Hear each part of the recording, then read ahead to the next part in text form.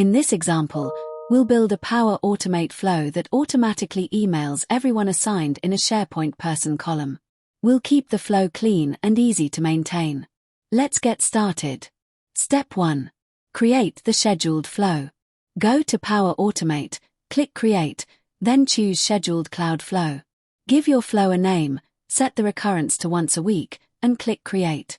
This recurrence trigger is what runs the flow automatically on your chosen schedule. Step 2. Set up your SharePoint list. Make sure your SharePoint list has a department column and a person column. The department column is a choice column, so you can pick a value like sales from a predefined list of options. Go to the person column settings in SharePoint and set Allow Multiple Selections to On. This way you can assign as many people from that department as you need directly in the list. Just make sure every item has at least one person filled in, because if the column is empty the flow will fail. Step 3. Get items from the SharePoint list with a filter. Add a Get Items action and connect it to your SharePoint site and list. Open the advanced options and add a filter query as shown on screen. This filters the results so only items from the sales department are returned. This means the next step only sees items from that department, and you do not need to filter inside the formula. Make sure the name of this action matches exactly what you will reference in the formula later. In this example, the action is called Get Items. Step 4.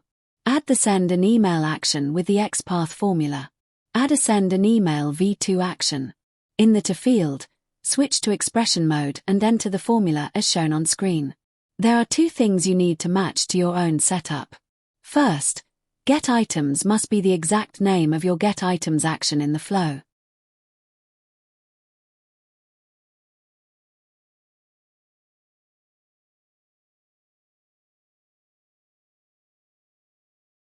Second, person must match the internal name of your person column in SharePoint. The formula then collects all email addresses from the person column and joins them with a semicolon so every assigned person receives the message.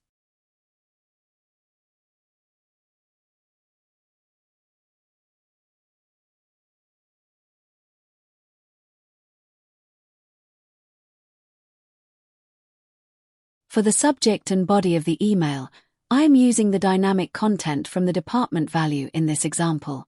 You can use dynamic content from any column returned by Get Items here, such as a title, a description, or any other field from your list. Step 5. Save and test the flow. Save the flow and run a manual test to confirm the correct people receive the email. Check that everyone assigned in the person column for the sales department receives the message. Then let the flow run on its daily schedule going forward.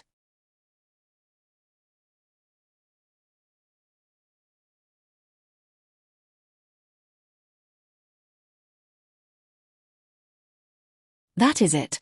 We have built a flow that filters a SharePoint list by department directly in the Get Items action and sends an email to everyone assigned in the person column, all managed from the list itself without ever touching the flow.